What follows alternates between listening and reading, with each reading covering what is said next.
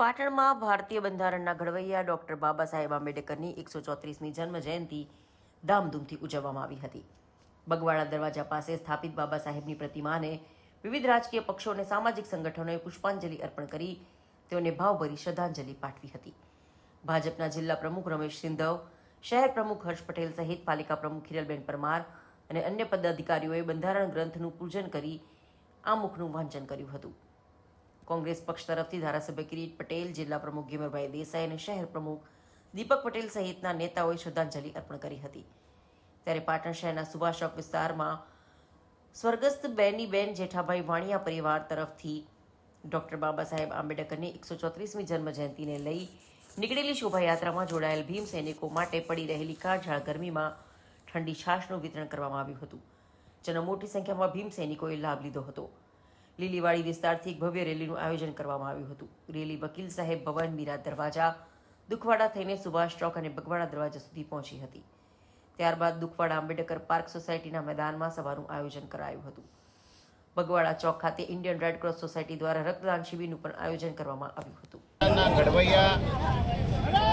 બાબા સાહેબ આંબેડકરની 134મી જન્મ જયંતિ નિમિત્તે અમારા કોંગ્રેસના જિલ્લા પ્રમુખ, શહેર પ્રમુખ સહિત કોંગ્રેસના સૌ કાર્યકરો, એસસી મોરચાના પ્રમુખ સહિત લોકોએ આજે બાબા સાહેબને શ્રદ્ધાંજલિ અર્પણ કરી છે. ભારતની અંદર કાયદાનું શાસન સ્થપાય અને લોકોની સુખાકારી વધે, લોકોને ન્યાય મળે, લોકોના અધિકારોનું જતન થાય, એના માટે બાબા સાહેબે અને એમની ટીમે જે બંધારણની અંદર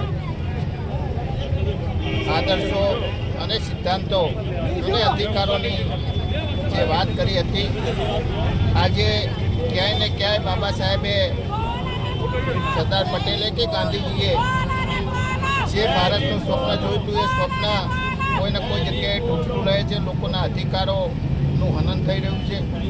આજે ઘણા બધા લોકો બેકાર બન્યા છે.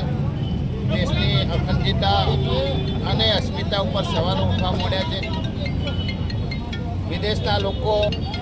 વિદેશમાં વસતા લોકોને બેરહમીથી ભારતની અંદર પરત મોકલી દેવામાં આવે છે. ભારતની અસ્મિતાનું હનન થાય છે. ત્યારે આજે આ પુણ્યતિથિ નિમિત્તે મીડિયાના માધ્યમથી સરકારને અમે વિનંતી કરવા માગીએ છીએ કે સરદાર પટેલ, બાબા સાહેબ અને ગાંધીજીએ બંધારણની અંદર જે સ્વપ્ન જોયું હતું, એ સ્વપ્નનું ગુજરાત અને એ સ્વપ્નના ભારતનું નિર્માણ. આજે ભારતના બંધારણના ઘડવૈયા અને રાષ્ટ્રપુરુષ એવા ડૉક્ટર બાબા સાહેબ આંબેડકરનો 134મો જન્મદિવસ જન્મ જયંતિને ભારતીય જનતા પાર્ટી પાટણના તરફથી અમારા મસ્ત કેશીભાઈ અને સૌ કાર્યકર્તા ભાઈઓ બહેનો દ્વારા આજે બાબા સાહેબને માલ્યાર્પણ કરવામાં આવ્યું, બંધારણની પૂજા કરવામાં આવી અને સૌ બધા કાર્યકર્તાઓએ સાથ મળી અને સંવિધાનના આમુખનું એક સાથે વાંચન કરવામાં આવ્યું.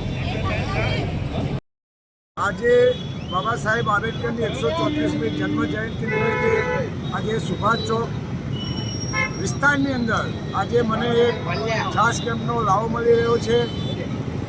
અમારો એક જ હેતુ કે આજે 134મી જન્મજયંતિ નિમિત્તે આજે અમારા સમાજની રેલીઓ અહીંથી બાબા સાહેબ આંબેડકરને જ્યારે પુરાણ કરવા જતી હોય ત્યારે મને પણ આ વખતે વિચાર આવ્યો કે મારે આ રેલીની અંદર થોડું યોગદાન આપવું છે.